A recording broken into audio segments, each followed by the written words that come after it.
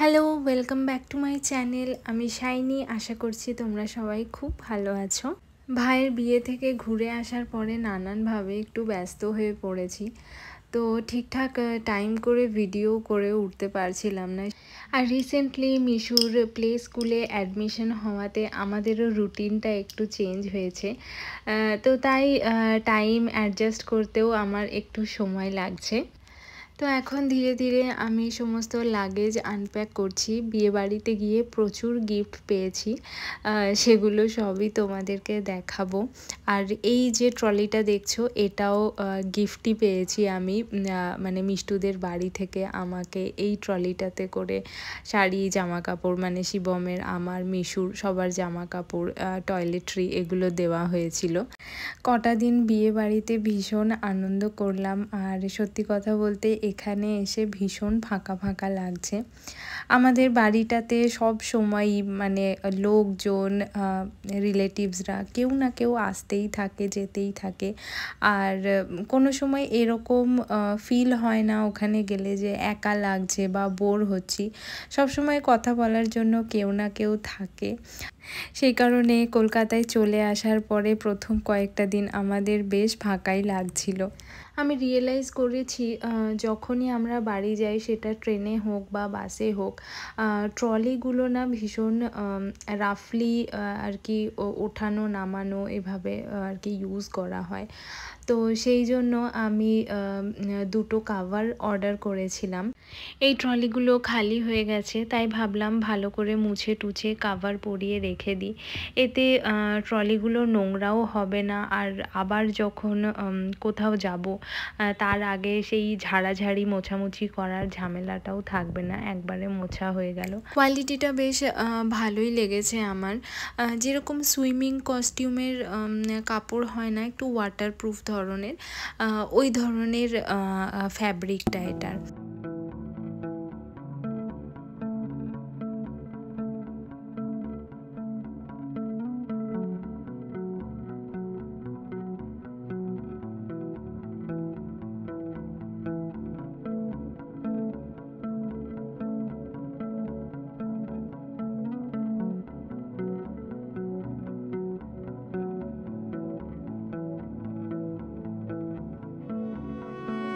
এখনও বড় ট্রলিটা খালি হয়নি, ওতে বেশ কিছু জিনিসপত্র এখনও আছে। যা যা জামাকাপড় কাচাকাচি করার ছিল সেগুলো আমি সবই বের করে নিয়েছিলাম। এই ট্রলিগুলোতে মোটামুটি ফ্রেশ নতুন জামাকাপড়ই ছিল, আর এক দুটো জামাকাপড় যেগুলো ইউজ হয়নি সেগুলো ছিল। এই ব্লাউজটা আমার খুবই ফেভারিট, তবে যেদিন আমি পরেছিলাম একটা স্কাই ব্লু শাড়ির সাথে ম্যাচিং করে, সেই দিন আর কোনো ছবি তোলা হয়নি, ভিডিওতেও সেইভাবে আসেনি, তো তাই তোমাদের একটু দেখালাম। আর এখন দেখাচ্ছি আমরা কি কি পেয়েছি সেগুলো। এগুলো সবই মিষ্টুদের বাড়ি থেকে দেওয়া হয়েছে। শিবমের শার্ট, আমার শাড়ি, আমার শাড়িটা তো খুব পছন্দ হয়েছে, ভীষণ সুন্দর একটা সিল্কের শাড়ি। এবার পুজোতে আমার শাড়ি না কিনলেও চলবে, অলরেডি আমি বেশ কিছু শাড়ি পেয়ে গেছি। শুধু আমার একার না, শিবম, মিশু ওরাও বেশ কিছু নতুন জামা কাপড় পেয়েছে। আর ওদের তো বিয়ের আগেও কিছু নতুন ড্রেস কেনা হয়েছিল। আর এই যে পাঞ্জাবিটা দেখছো, এইটা কাকিমা দিয়েছে, ভীষণ সুন্দর একটা লাইট পিঙ্ক কালারের মধ্যে গোল্ডেন বুটি বুটি করা আছে। এই ড্রেসটাও কাকিমা ভাই দিয়েছে মিশুকে। এই ড্রেসটা এখন একদম ঠিক হবে, তো ভাবছি এটা ওকে পুজোর সময় পরাবো। কাকিমা আমাকে একটা খুব সুন্দর হ্যান্ডলুম শাড়ি দিয়েছে, তো সেটা ভুলবশত মায়ের ব্যাগে চলে গেছে, তো যখন বাড়ি যাব নিয়ে আসব। আর আমি রিসেন্টলি আরও একবার বাড়ি যাব, মেবি নেক্সট উইকে, তো তখন আবার মনে হয় সবার সাথে একবার দেখা হবে।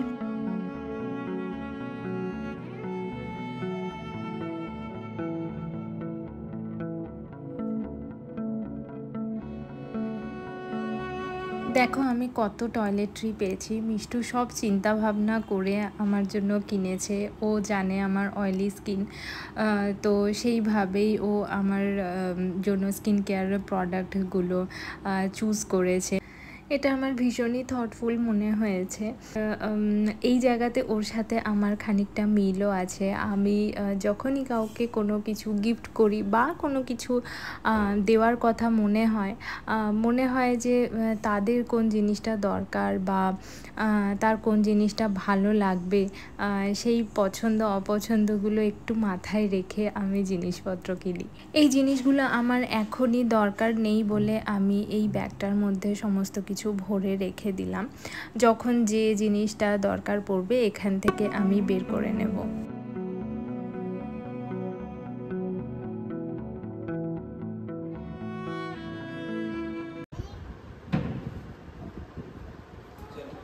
Tata, see you, take care.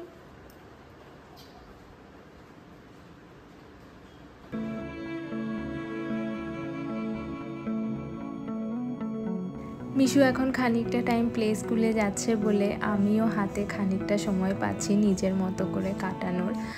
আর ওকে এখন 1 ঘন্টা টাইমিং রেখেছে, মানে 1 ঘন্টা পর ওকে বাড়ি নিয়ে চলে আসি।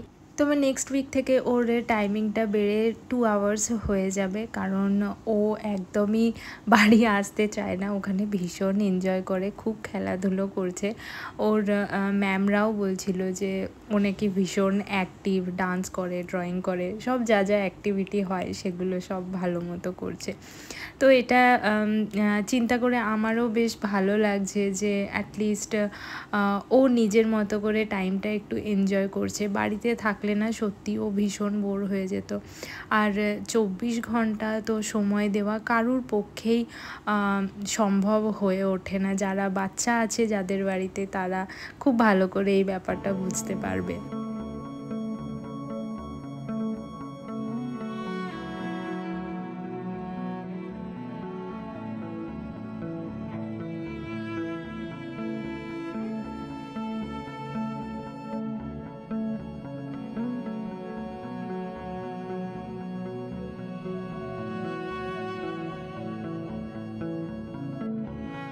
আমি কিছু স্টোরেজ অর্ডার দিয়েছিলাম, তো সেগুলো আজকে এসেছে।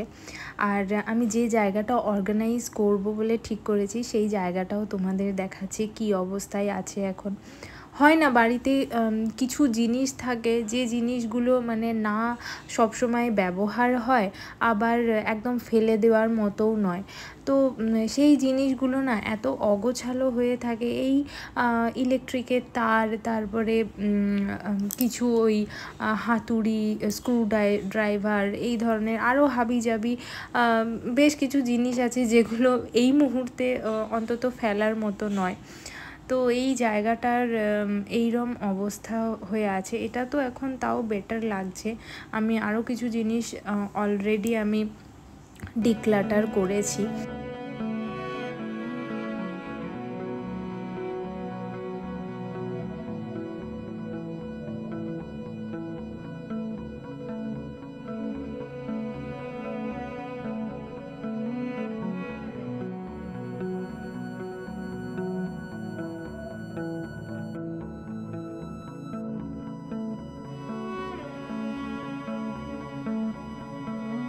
তো এই যে রাজ্যের অকাজের জিনিস যেগুলোকে আমি আবার গুছিয়ে রাখছি, এগুলো কখন কাজে লাগবে তাও জানি না। আবার মনে হচ্ছে যে না, এখন ফেলাটা ঠিক হবে না। তো সেগুলোই আমি একটা এরকম কার্ডবোর্ডের যে কার্টুনগুলো আসে সেগুলোর মধ্যে ভরে রাখলাম। আর এই যে বড় যে প্লাস্টিক বক্সটা দেখছো, ওটার মধ্যে আমার আর্ট অ্যান্ড ক্রাফট, তারপরে হোম ডেকোরের কিছু জিনিসপত্র, আরও নানান ধরনের জিনিসপত্র যেগুলো আছে ব্যবহার হচ্ছে না, সেগুলো আমি অর্গানাইজ করব।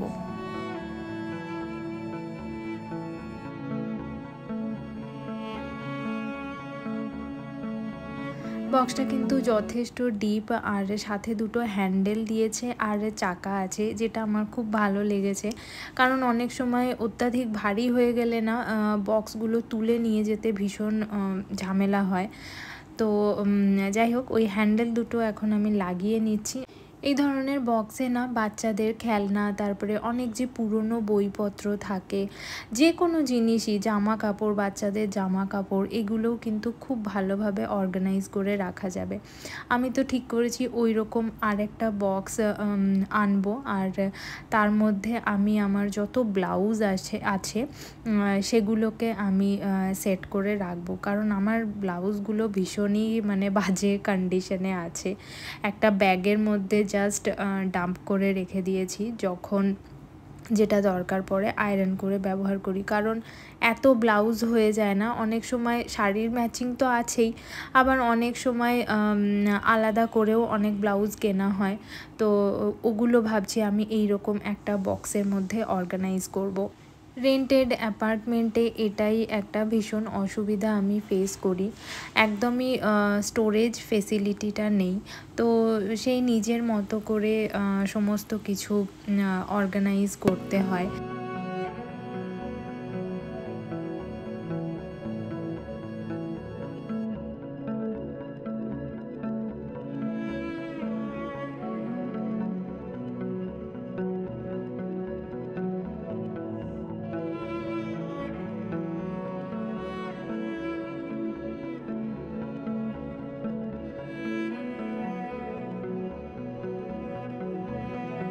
মোটামুটি যে জিনিসগুলো রাখার সেগুলো আমি গুছিয়ে নিলাম, আর বেশ কিছু জিনিস আমি ডিসকার্ডও করলাম। আমার মনে হয় এভরি 6 মান্থসে না একবার করে এরকম ডিক্লাটার করা খুব দরকার, না হলে সেই ঘরের মধ্যে এক্সট্রা জিনিস জমতে থাকে, আর সেগুলো জমেই থাকে, ফেলা আর হয় না। এই দেখো, এই বক্সটার মধ্যে আমি কত কি ভরেছি, আমার ক্রাফটের জিনিস আছে, তারপরে তোমার ব্যাগস আছে কিছু, যেগুলো কাপড়ের ভালো মজবুত ব্যাগ ছিল, সেগুলো আমি এখানে রাখলাম। কিছু লাইটস আছে, এরকম অনেক ছোট ছোট জিনিসপত্র এটার মধ্যে রেখেছি। আরও একটু জায়গা আছে এর মধ্যে, চাইলে আমি আরও কিছু ছোটোখাটো জিনিস কিন্তু রাখতে পারবো। এই জায়গাটা আমি এইভাবেই অর্গানাইজ করলাম।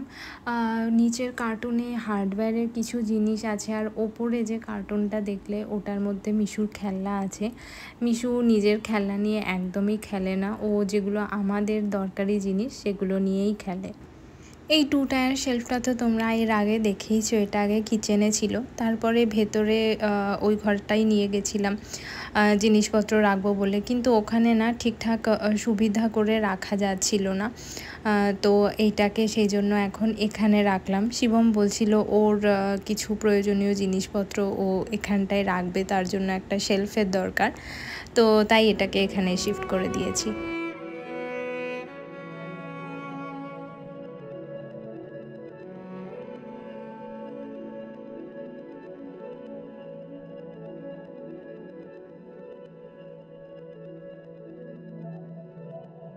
শিবমের অফিস টেবিলটাও আজকে একটু গুছিয়ে দেব, ও ভীষণ মেসি, ঠিকমতো গুছোতে পারে না, তো এই কাজগুলো আমাকেই করতে হয়। আর ওর ল্যাপটপের তার, চার্জার, হেডফোন, এইসব বিভিন্ন রকমের ওর তার আছে, সেই সব তার অর্গানাইজ করার জন্য আমি একটা বক্স কিনেছি, সেটা দেখাবো তোমাদের।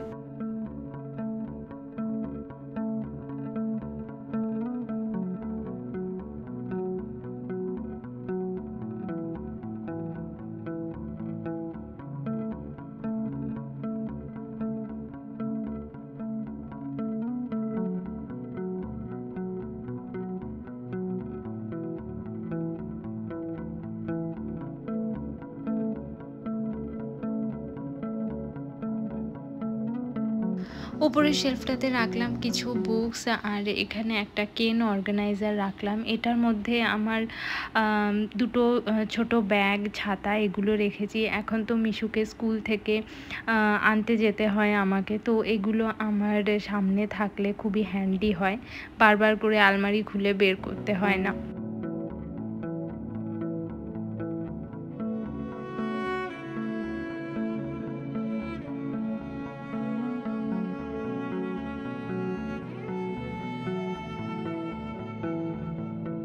শিবমের টেবিলটাও অর্গানাইজ করে দিয়েছি, আর একটা যেটা সবথেকে ছোট কেন বাস্কেট ছিল সেটা ওর টেবিলের ওপরেই রাখলাম, যাতে ওর টুকিটাকি জিনিসপত্রগুলো ওই বাস্কেটটার মধ্যে রাখতে পারে।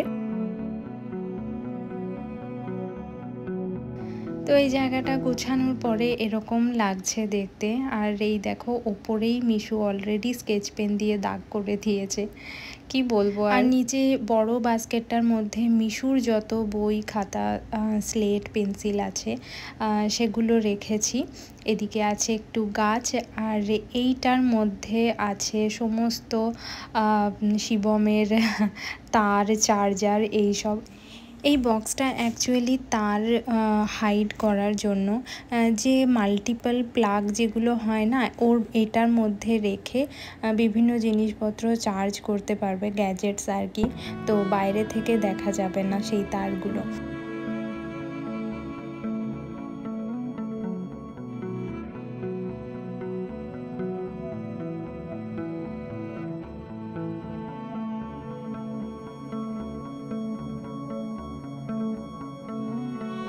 আজকের এই অর্গানাইজিং ভিডিওটা তোমাদের কেমন লাগলো আমাকে জানাতে ভুলো না। ভিডিওটা যদি হেল্পফুল মনে হয় তাহলে অবশ্যই ফ্রেন্ডস অ্যান্ড ফ্যামিলির সাথে শেয়ার করো, আর আমার চ্যানেলটা সাবস্ক্রাইব করে নিও। আর হ্যাঁ, যদি নতুন কোনো ভিডিও সাজেশন থাকে সেটাও আমাকে জানাতে পারো। তাহলে আজকের ব্লগটা এখানেই শেষ করলাম, আবার খুব তাড়াতাড়ি দেখা হবে একটা নতুন ভিডিওর সাথে। Till then bye and take care.